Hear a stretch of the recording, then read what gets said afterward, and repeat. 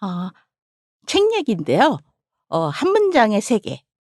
제가 이 코너를 한 문장에 세 개라고 한 것은 책 전체를 요약하고 뭐 이렇게 소개하고 이런다라기보다는 어떤 부분에서는 책의 한 문장이 그 전체를 요약하는 경우도 있어요. 그다음에 개인적으로 저한테 어떠한 문장이 굉장한 의미로 다가와서 사실 그 나머지는 안 읽어도 되는 그런 경우도 있죠. 모든 책은요. 처음부터 끝까지 이 한 문장 한 문장이 밀도 있는 책은 거의 없습니다. 그러니까 보통 책을 출판할 때 어떤 알맹이 있는 얘기나 읽을 만하다 하는 것이 30%만 돼도 출판을 한대요. 이건 약간 세계 공통입니다. 이거에 관한 유명한 일화가 있는데요. 미디어의 이해로 잘 알려진 마샬 맥루한이라는 캐나다 학자가 있었죠.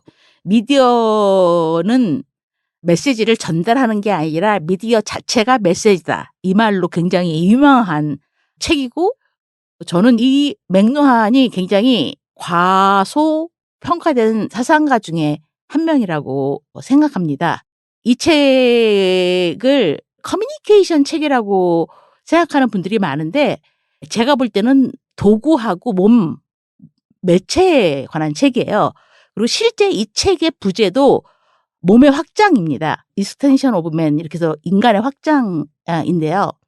이 책이 출간되는 과정에서 에피소드가 몇 개 있었어요.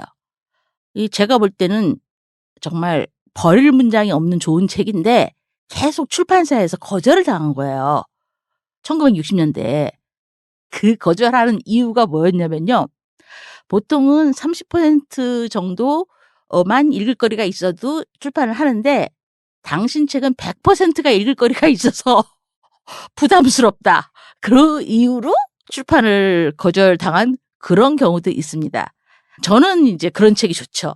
왜냐면 가성비가 높고 한 문장 한 문장이 의미가 많은 것이 저한테 쾌락을 주기 때문에 사람마다 이제 쾌락이 다르겠지만 문장을 읽었을 때 저의 반응, 이게 독자의 반응, 사람마다 독후감이 그렇게 다 다른 거죠.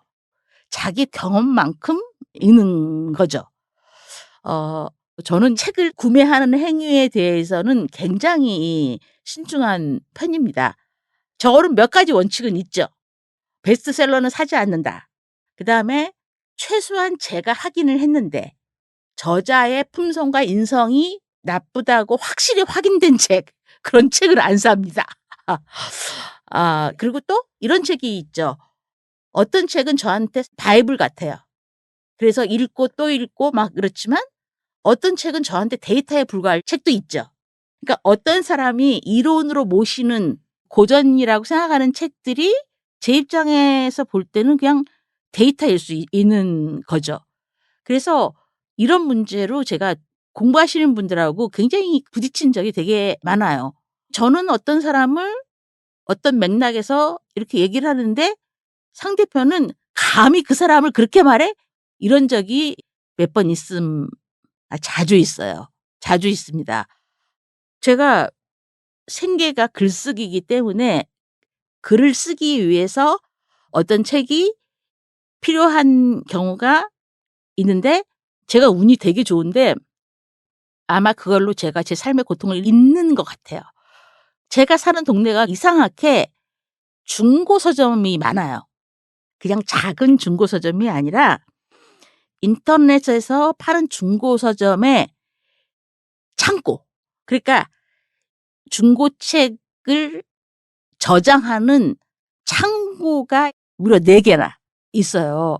그거는 개가식이기 때문에 막 50년대, 60년대, 70년대 책부터 이제 다 보고 구경을 하는 거죠.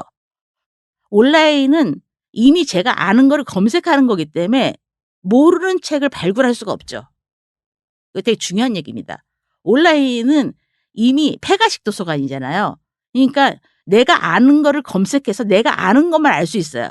근데 개가식은 제가 돌아다니면서 이게 뽑기 때문에 모르는 책을 제가 이제 구할 수 있다라는 거죠.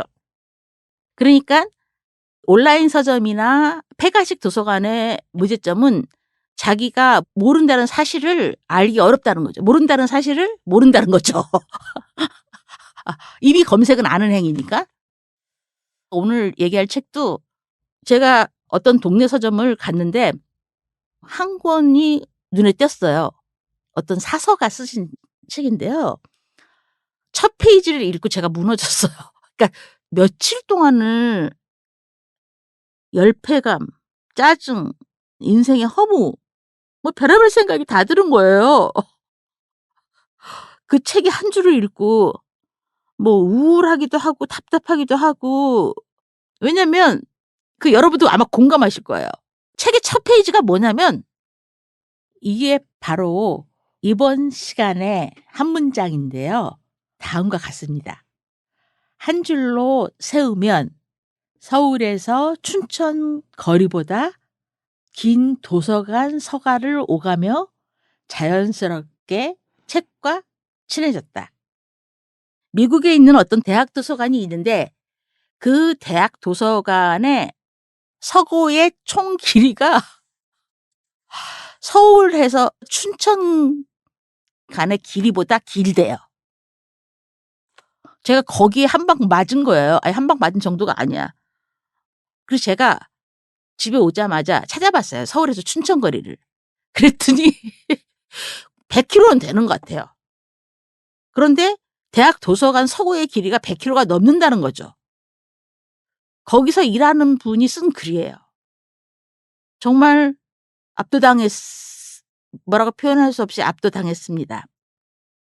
왜냐하면 저는 대학원 생활을 오래 했고 또 대학교 때 4년 동안 도서관에서 아르바이트를 했어요. 그때 도서관학이나 문헌정보학을 공부하고 싶다 그런 생각을 했거든요. 일단 도서관에선 첫 번째 책을 분류하죠. 책을 분류할 때 이 책이 어떤 책인가가 굉장히 재미있고 논쟁적인 부분이거든요. 예를 들면 백경 있잖아요. 백경. 모비딕. 모비딕이 예전에는요. 수산학 분야에 꽂혀 있었어요. 근데 그거 너무 웃기죠.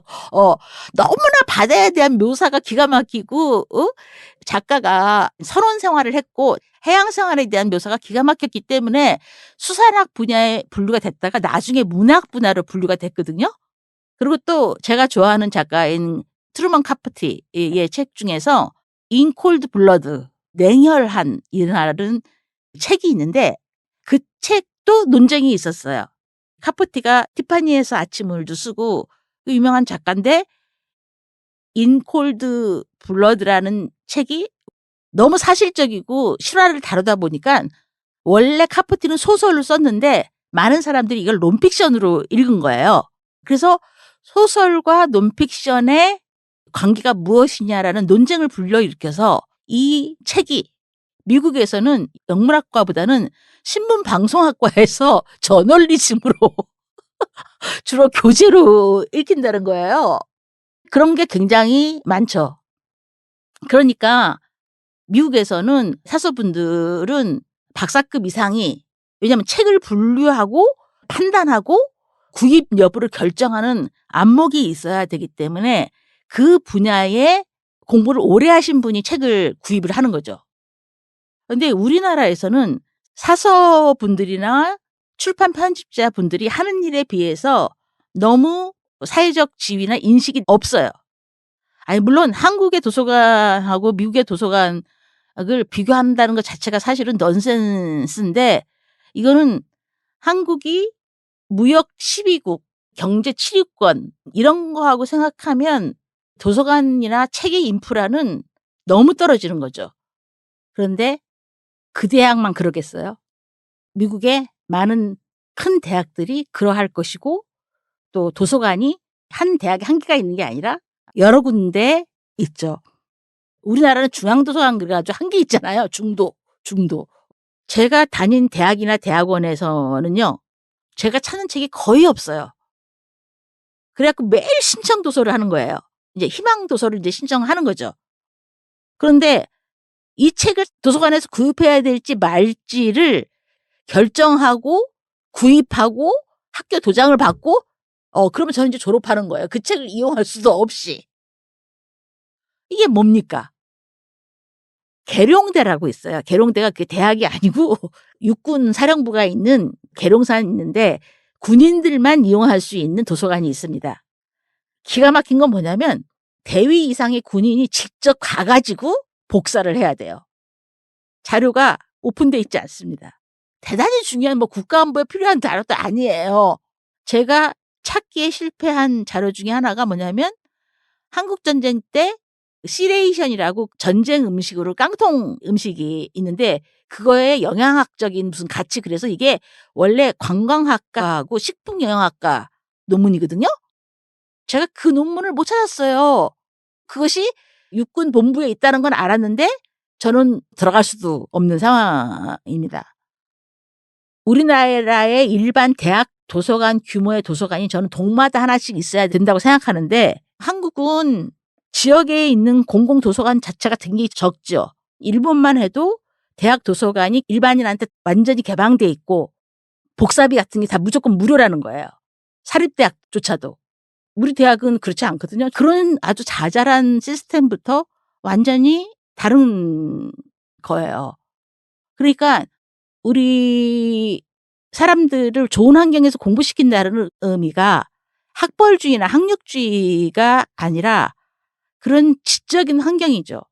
한국의 대학들이 적립금 비슷하게 1,000억 이상 모아놓은 대학들이 많습니다.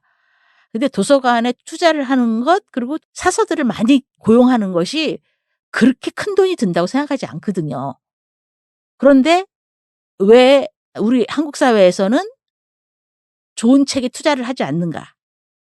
한 권의 책을 한 번도 대출하지 않는다 할지라도 그 책은 도서관에 있어야 합니다. 이것이 사실 우리 사회에서 이 정치와 문해력의 문제, 대화가 안 되는 문제, 불필요한 사회 갈등의 문제하고 굉장히 연결되어 있다고 생각합니다. 그래서 저는 나라를 걱정하는 사람으로서 이 문제가 그렇게 저의 고민일 수가 없어요. 심지어 이런 일도 있었어요. 좀 됐는데요.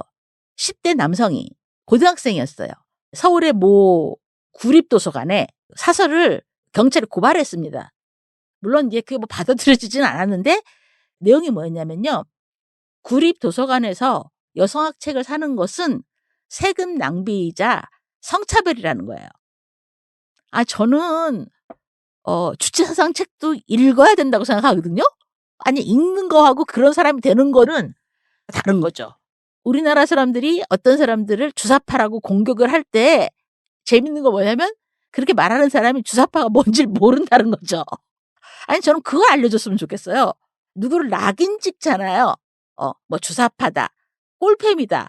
그러면 자기가 한 그 말의 의미가 뭔지를 알고 설명을 해줬으면 좋겠어요. 우리나라는 지시어하고 지시대상하고가 아무 관계가 없어. 그냥 어떤 식의 상징적인 이미지만 있지 구체적인 내용이 없다라는 거죠. 첫 얘기로 들어가면 미국의 어떤 도서관의 길이가 100km이다라는 것. 그리고 거기에 한국 책이 한국보다 많다라는 거.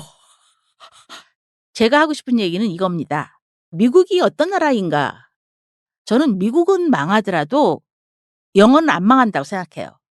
그러니까 미국이 가진 언어의 힘, 담론의 힘, 이거는 팍스 로마나는 망했지만 팍스 아메리카나는 지속된다는 거죠. 그러니까 미국 사회가 어떠한 많은 문제가 있다 하더라도 미국은 전 세계의 지식과 담론을 장악하고 있어요.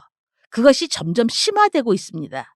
그러니까 다시 말하면 모든 언어가 영어로 흡수되고 쓰나미, 김치, 동아시아 언어도 굉장히 많이 영어로 등재가 되고 있죠. 영어는 무지무지 풍부해지고 있어요. 말 자체가.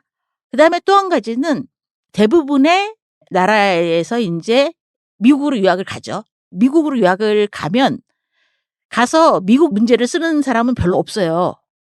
자기 나라의 데이터를 쓰죠. 다시 말하면 한국 사람들이 미국에 가서 미국 얘기를 쓰기는 어렵잖아요. 그러니까 이제 한국 얘기를 쓰는 경우가 많죠. 다른 나라도 마찬가지예요. 다른 말로 바꾸면 한국의 모든 데이터를 미국에 바치고 온다는 얘기죠. 그러니까 여기서 군 위안부를 모르던 사람도 미국 가서 군 위안부를 알게 돼요. 그래가지고 군 위안부에 대해서 쓰고 온다라는 거예요. 재밌는 거는, 재밌다기보다는 이제 비극적인 건데, 옛날에 한미 FTA 반대 투쟁을 할 때 미국 경제, 미국의 정말 실물 경제를 아는 사람을 그렇게 찾았대요. 그러니까 미국과 어떤 무역 협상을 하려면 미국에 대해서 알아야 되잖아요. 그런데 없다라는 거예요. 여러분, 우리나라에서 박사학위가 가장 많은 분야가 경제학하고 사회학, 정치학 세 가지입니다. 그리고 다 미국으로 유학을 가잖아요. 경제학은 특히 또 그렇죠. 그런데 미국 경제를 연구한 전문가는 없다라는 거예요. 미국의 대학들이 전 세계에서 유학생을 받는다는 의미는 전 세계의 문화와 역사와 그들의 경험이 다 이 석박사 학위로 미국의 도서관에 꽂힌다는 것을 의미하죠.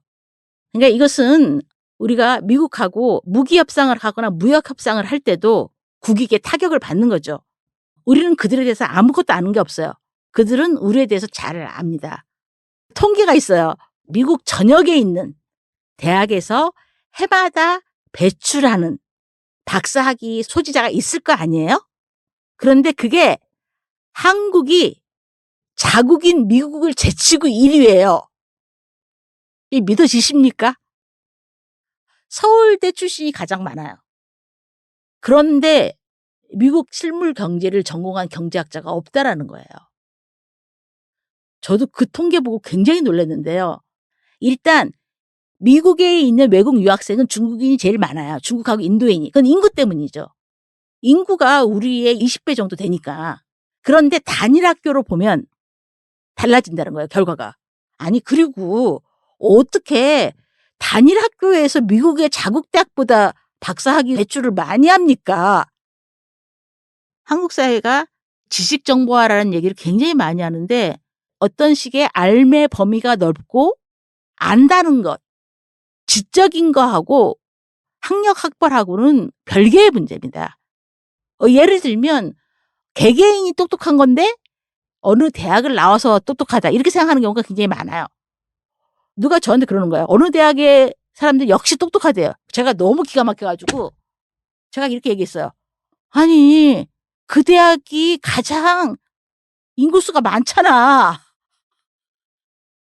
그 대학에 재학생이 제일 많아요. 그러니까 우리가 접하는 사람이 많을 수밖에 없지 않겠어요?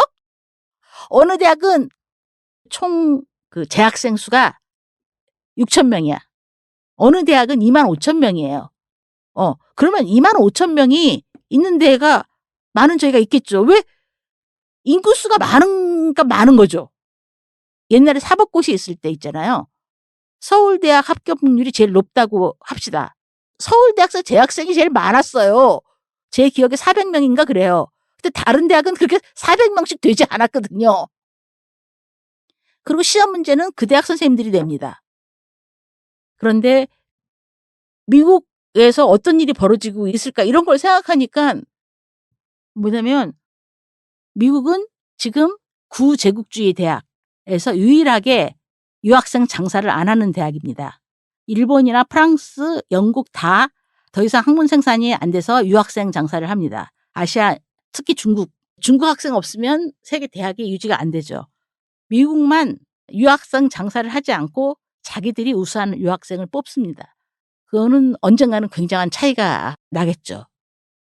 그러니까 미국은 지식의 제국이에요. 지금 모든 분야, 철학이든 인문학이든 자연과학이든 여성학이든 모든 첨단 분야의 최고 석학들은 다 미국인입니다. 아니면 영어로 써져 있거나. 그랬을 때 영어를 공부하지 않으면 지식을 알 수가 없는 거예요. 전 세계 담론을 미국이 장악하고 있기 때문에 이 G2라고 했을 때 경제력이나 무슨 그 인구나 이런 것보다도 지식이라는 자원이 이 글로벌 자본주의나 플랫폼 자본주의에서 가장 중요한 자본이잖아요. 이 지적 자원이. 미국이 가진 이 지식의 힘. 미국이 차별이나 부패가 굉장히 많지만 지적인 다양성에 대해서는 그 나라 스스로가 노력하고 너무너무나 열려 있죠. 그렇기 때문에 많은 지식인들이 미국의 도서관 서가에 가가지고 기가 죽어서 오는 정도가 아니라 어떤 사람은 재수없어 해서 오고, 어떤 사람은 너무 좋아서 이제 눌러 앉고, 이 푸코가 1980년대에 미국에 가가지고 완전히 반하고 왔잖아요. 미셀 푸코가 책이나 서지학에 굉장히 관심이 많았기 때문에 물론 미국은 대학 도서관뿐만 아니라 일반 도서관도 도서관 시스템이 너무너무 잘 돼 있기 때문에 골칫거리 중에 하나가 노숙자들이 도서관에서 주무신다는 거예요. 그런데 나가라고 할 수가 없잖아요. 그러니까 노숙자들이 도서관을 이용하는데 아무 문제가 없어요. 그리고 일반 이용객들은 노숙자가 주무시니까 자기도 또 잠이 오는 거예요. 뭐 그런 고민이 있을 정도입니다. 반면에 G2 두 개 강국에서 중국은 원래 사회주의권에서의 지식은 의미가 굉장히 달랐습니다. 사회주의권에서 지식은 교양이었어요. 교양. 선정 교양. 교육이었어요. 교육. 그러니까 지식이 발전할 수 없었죠. 문화혁명에서도 보여줬듯이 지식인에 대한 굉장히 잘못된 생각과 혐오가 있었죠. 여러분 그 유태인 학살 때 600만 명이 죽었는데 문화대혁명 때는 2천만 명이 죽었어요. 많은 지식인이 그렇게 죽었다는 얘기인데 그러니까 사회주의 사회 자체의 시스템에서는 언론이라든가 지식의 의미가 자본주의하고 다릅니다. 우리는 예를 들면 신문이 사건 보도가 있잖아요. 북한의 노동신문은 사건 보도가 없습니다. 읽어보시면 알겠지만 사건 보도가 있는 게 아니라 좀 나쁘게 말하면 관보 같은 통치의 내용을 실는 것이지 엔터테인먼트 란이 따로 있고 뭐 사건 보도 란이 따로 있고 이런 개념이 아닙니다. 지식이나 언어에 대한 생각 자체가 다른 거죠. 특히 중국은 통치에 필요한 통계학 이런 것만 발달을 했지 사람들이 알아야 될 어떤 식의 뭐 다양한 지식이나 지식인이 양성되지 못했어요. 최근에 이제 그 필요성을 느끼고 왕후이라든가 순거라든가 이런 지식인들이 이제 동아시아의 교류 같은 거 이제 많이 하고 한겨레 신문에도 나오고 그렇죠. 그렇지만 근본적으로 새로운 지식을 탐구하는 지식 자체의 역량은 비교할 수가 없죠. 그리고 마오 동지를 사람들이 왜 그렇게 좋아해요? 그 중에 하나가 한자가 너무 어렵기 때문에 간체를 만들었죠. 그러니까 중국에서는 굉장히 엘리트 지식인과 대중들의 차이가 사실 큰 거죠. 이 지식이라는 것이 어떤 부분에서 너무 부자인 사람과 너무 가난한 사람들은 공부를 할 필요가 없거든요. 너무 부자인 사람은 공부할 필요를 못 느끼고 너무 가난하거나 삶이 힘든 사람들은 공부할 여건이 안 되죠. 중산층들이 이제 공부를 하는 것인데 그래서 우리가 아는 지식들은 다 중산층의 경험입니다. 막스주의도 역시 마찬가지죠. 막스주의 페미니즘 다 중산층의 경험이에요. 그래서 공부를 왜 해야 되는가? 한국이 출판대국이에요. 또 OECD 내에서 국민 총생산에서 출판의 비중이 굉장히 높은데 이게 다 참고서입니다. 수험서입니다. 사람들은 자조적으로 90%가 수험서라는 거예요. 나머지 1%가 부동산 투자라든가 주식 투자에 관한 책, 인문학이나 사회과학은 전체 시장의 0.0001%도 안 됩니다. 근데 그 중에서 인문학은 거기서 또 나뉘어요. 인문학 시장이 얼마나 좁은지 상상이 안 가실 거예요.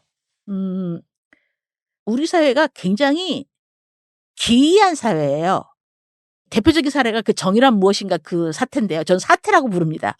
그러니까 정의란 무엇인가가 우리나라에서 200만 부가 팔렸어요. 미국에서는 독서 인구도 많고 인구 자체도 많죠. 3억 몇천 명이 넘으니까. 근데 10만 부가 팔리는 책이 드물어요. 근데 우리나라는 100만 부, 200만 부 팔리는 책이 많습니다. 그리고 어떤 책은 400부, 300부도 안 팔려요. 제가 볼 때 중요한 책인데. 한국의 책들은요, 두 가지예요, 두 가지. 지당하신 말씀이나 우기는 햇소리. 지당하신 말씀은 소위 진보. 우기고 폭력적인 말은 보수. 아니면 이제 또 힐링이 안 되는 힐링 책들. 근데 제가 제일 열받은 거는 뭐냐면요. 저는 원고지 1000페이지를 써요. 그런데 그 힐링 책 중에 하나가 글자가 몇 개 안 되더라고요. 아니, 글자가 저렇게 몇 개 안 되는데 나는 1000페이지나 써가지고 수십 번 교정하고 수십 번 처기를 했는데 글자 몇 개 안 되고 그림이 있어요. 걸으면 넘어진다, 넘어지면 걷는다, 뭐 이런 책인 것 같은데 일단 그거는 노동량에서 너무 부정하지 않습니까? 저는 제가 1960년대 서울에서 태어났다라는 어떤 저의 생년의 조건에 대해서 그렇게 고민하거나 그런 적은 없었거든요. 그리고 로컬에서 지식을 생산해야 된다라는 그런 생각이 굉장히 강했는데 어떤 사건이 있었냐면요. 글쓰기와 계급의 문제. 하루 종일 12시간 정도 일하고 집에 와서 글을 쓸 수 있는가. 이런 문제를 제가 글을 썼는데 어떤 책을 읽다가 비슷한 구조를 발견한 거예요. 그럼 그냥 놔두면 되는데 거기서 또 비슷한 구조를 발견했다고 주석을 단 겁니다. 다시 말하면 원래 내 생각이었지만 다른 미국 사람 책을 읽은 바람에 주석을 달았다. 이것도 열받는 상황이잖아요. 제 입장에서는. 나의 이런 식민성? 더 열받는 상황이 발생한 거예요. 출판사에서 미국 책과 미국 책을 번역한 사람들한테 저작권이 침해되는지 저보고 확인해 달라는 거예요. 아니, 출처를 밝혔는데 오히려 그 책을 선전해 준 거지. 너무 기가 막힌 거예요. 아이, 그래도 뭐 이런 거 있잖아요. 구한말에 태어난 것보다 낫지, 뭐. 아니면 다음 생에는 티모시 살라메처럼 태어날 거야. 뭐 이런 식의, 예, 이런 생각을 하게 된 거죠. 이 오디오 매거진을 진행하면서 제일 제가 두려웠던 게 뭐냐면요. 분노 조절 장애가 될까 봐. 그래가지고 몇 번 고사를 했거든요. 어떤 상황에 대해서 얘기를 하다 보면 화가 나는 경우가 있어요. 그로 인해서 불편한 청취자가 있거나 또 제가 집에 가서 민망할 수가 있으니까요. 우리가 안정되거나 편안한 삶이라는 것은 불가능합니다. 그러니까 우리가 볼 때 저 사람은 안정되고 행복하고 편안한 것 같다라고 생각하지만 그런 사람은 한 명도 없어요. 말을 안 할 뿐이죠. 다 고뇌가 있죠. 우리가 왜 사는가에 대한 질문이라고 생각합니다. 우리가 맨날 빵과 장미 뭐 이런 얘기 하잖아요. 그리고 이제 먹고 살만하다 뭐 이런 얘기 하잖아요. 그다음에 우리가 느껴야 될 쾌락은 삶의 즐거움이라고 생각합니다. 이 삶의 즐거움은 세계가 넓어지고 모르는 거를 깨닫게 되는 거 있잖아요. 그것이 무엇이든 간에. 그래서 사실 저는요. 논문이든 드라마든 다 일종의 담론이나 지식이라고 생각을 하고 거기에 대해서 위계가 사실 없습니다. 어떤 의미에서 보면은요. 논문 같은 경우는 형식이 정해져 있기 때문에 그 형식에 맞게 쓰는 거죠. 단어도 정해져 있죠.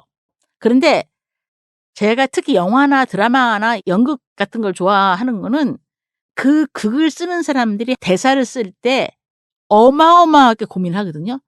그렇지 않겠습니까?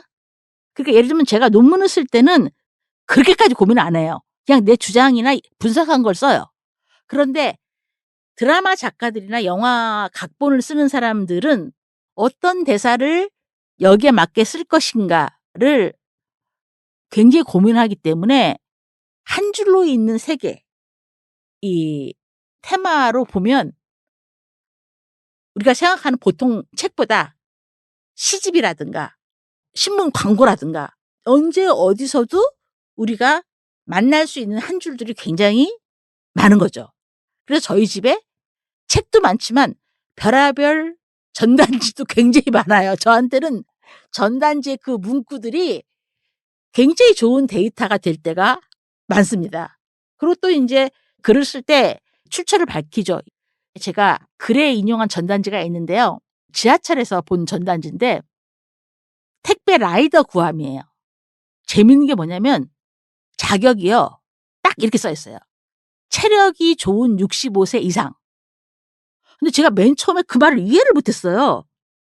왜 65세 이상인을 못 박았을까? 너무너무 오래 생각했어요. 이것이 이제 제가 똑똑하지 않음인데 그 전단지가 저한테 준 통찰하고 락강 책을 읽었을 때 준 통찰은 상황마다 다른 거죠. 무조건 락강이나 뭐 누가 훌륭한 게 아니에요. 말도 안 되는 얘기 많아요, 걔네들도. 이게 어떤 알바였냐면요. 택배 상품을 개별적으로 집 앞에서 집 앞까지 이제 하는 건데 65세 이상은 전철이 무료잖아요. 전철이 무료니까 택배 회사에서는 이분들한테 교통비를 지급 안 해도 되는 거예요. 그리고 전철 라인에서만 물건을 배달하는 거예요. 그래서 도어투도어 혹은 맨투맨으로 지하철 몇 번 출구에서 바로 직접 배달을 하는 거죠. 그러니까 받는 사람, 그 다음에 보내는 사람, 그 다음에 택배 회사, 아르바이트를 하는 분들 모두가 다 저렴한 거예요.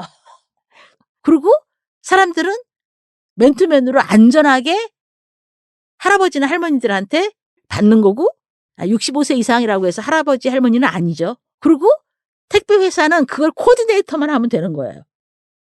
이 대박 아이템인 거예요. 그래서 제가 유통과 노동에 대한 글을 썼어요. 왜냐하면 지금 우리가 살고 있는 자본주의 사회에는 생산과 노동, 생산과 소비 이런 개념의 자본주의 사회가 아니잖아요. 금융유통 자본주의 사회죠. 그래서 신세계 이마트에서 1,000억을 들여가지고 물건을 저장해 놓고 유통업이 가격을 마음대로 조정을 하고 그러려면 캐시를 마음대로 쓸 수 있어야 되는 거죠. 그리고 많은 재벌 회사들은 보험회사를 갖고 있어요. 보험회사에서는 캐시가 매달 그냥 들어옵니다. 우리 보험료가 통장에서 그대로 빠져나가죠. 그걸로 고랭지 배추를 몇천 포기를 사놓는 겁니다. 이런 식의 자본주의예요.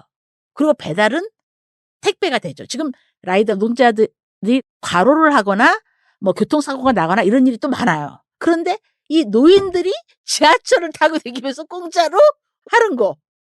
너무 좋은 아이디어잖아요. 그리고 제가 그 전단지를 보고 65세까지 살아서 나도 이 알바를 해야 되겠다. 그런 생각이 들었거든요. 그러니까 글자 몇 마디가 책 한 권을 대신할 수가 있어요. 그게 바로 뭐냐면 지식이 무엇인가 그리고 왜 필요한가에 대한 얘기죠. 이번에 저한테 며칠 동안 생각하게 된 책, 그 책의 첫 페이지에 필자 속에 그 말이 있었거든요. 어렸을 때 별로 책을 좋아하지 않았으나 어떻게 하다가 도서관학을 전공하게 됐고 유학까지 왔다.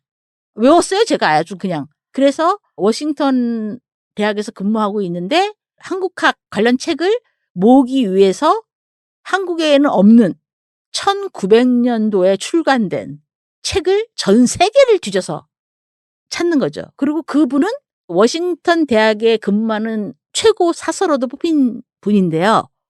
그분의 입장에서는 책을 읽는 기쁨과 동시에 미국 사회에서 중요한 한국 책들을 모은다는 애국심 같은 것도 저는 굉장히 발동할 것 같아요. 저 같아도 제가 그런 데서 일을 한다면 필사적으로 그런 책을 찾을 것 같아요. 그래가지고 그 필자 소개에 대해서 많은 생각을 하다가 근데 잠시 행복했죠. 왜냐하면 그 시애틀이라는 도시가 여러 가지로 유명한 도시잖아요. 저는 미국을 가본 적이 없습니다. 미국만 아니라 동남아시아도 가본 적이 없어요. 그런데 시애틀이라는 곳을 영화에서 많이 봤잖아요. 시애틀의 잠 못 이루는 밤이라든가 만추라든가 그래서 시애틀에 대한 어떤 환상이 있어. 근데 시애틀이 또 스타벅스 본사가 있는 데잖아요. 커피의 도시예요. 그래서 제가 시애틀에서 살면서 도서관 사서로 일을 하면 얼마나 행복할까. 그 생각을 3박 4 일은 한 것 같아요. 아 살짝 비 오는 날에 우산을 쓰면서 아침에 커피 한 잔을 마시고 도서관으로 출근을 하는 거죠. 그래 갖고 한국 동아시아와 관련된 모든 책을 리서치하는 거예요. 그게 저의 로망이었어요. 근데 가족 제도에 발목이 잡혀 가지고 그래 갖고 제가 책상 앞에 앉아 가지고 할 일은 안 하고 며칠은 다른 세계에 있었던 거예요. 다시 태어나면 나는 책은 쓰지 않고 책만 읽는 직업을 택하리라. 학위를 따거나 특별한 목적이 없더라도 현미하고 우엉차만 마시면서 그럼 건강에 좋거든요. 현미하고 우엉차만 마시면서 욕심 없이 책만 읽다가 인생을 보내는 거 어떻게 생각하십니까? 옛날에는 제가 글쓰기에 대한 욕망이 너무너무 강했거든요. 이것도 웃기지만 우리 아버지가 저보고 사마천의 사기처럼 글을 쓰지 않으려면 글을 쓰지 말라 이런 황당하신 7살짜리한테 그런 얘기를 했는데 그래서 저는 이제 쓰는 것이 되게 중요하다고 생각했어요. 언어를 남기리라. 그런데 어느 날 제가 남성 지식인을 만났는데 제가 이렇게 얘기했거든요. 학생들을 가르치는 거 너무 힘들고 노동량이 너무 많이 들고 너무 남 좋은 일 시키는 것 같아요. 저는 그 시간에 저를 행복하게 하는 책을 읽거나 역사에 남을 글을 쓰는 게 훨씬 좋다고 생각해요. 이런 다소 햇소리를 했어요. 그랬더니 그분은 반대라는 거야. 글쓰기가 얼마나 힘든데 뇌에 골다공증 생기는 일인데 누구 좋으라고 글을 쓰냐는 거야. 자기는 절대로 글을 안 쓴대요. 글은 생명을 단축시키는 일이기 때문에 자기는 생명을 단축시켜 가면서 글을 쓴 사람들이 책을 읽으면서 인생을 즐기고 해수욕을 하지 절대 글을 안 쓴다는 거예요. 저보고 그러면서 왜 뭐 자기 몸 축내고 그렇게 고통스러워하면서 글을 쓰네요. 그거 하지 말래요 저보고. 그러니까 워싱턴 대학의 도서관 서고의 길이가 서울에서 춘천보다 길다. 이 한 줄 때문에.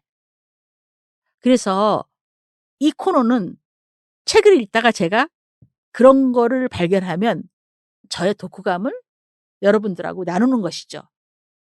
전 나누고 싶어요. 왜냐면 재밌는 얘기를 나눌 때 또 행복하잖아요. 지금 저 혼자 떠들고 있지만 앞에 상대방이 있으면 그 상대방이 또 리액션을 해요.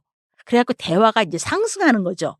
그래서 우리가 대화 상대를 찾는 거 이 말 안 통하는 사람하고 있는 것이 인제 가장 지옥이잖아요.